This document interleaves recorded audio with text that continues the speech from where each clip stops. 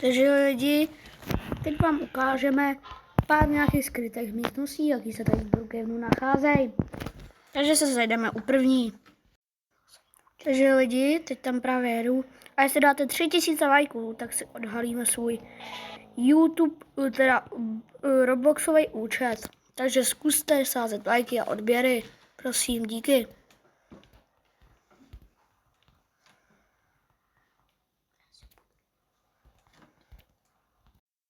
Takže lidi, tuhle skrytou místnost zase hodně lidí zná.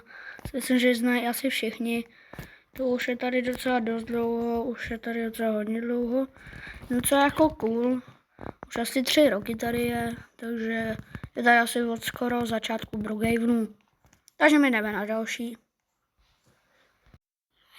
Lidi, teď ještě se nám tady povedlo najít, jako není to schovka, ale docela styl jako schovka, takže já tam zkusím líst a budu tam chillovat.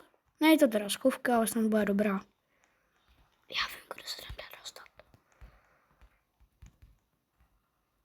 Takže tady u té schovky se musíte docela zmenšit, není to jako schovka, ale jako něco třeba na schovku je docela dobrá. Tady tady si jako prostě schováš a má docela jako dobrý ten. Jdeme na další, nebo už ne, jdeme v dalším videu. Když dáte 3000 lajků, tak dáme další a odhalíme svůj Roblox účet, jak jsem říkal. Takže zatím, ahoj.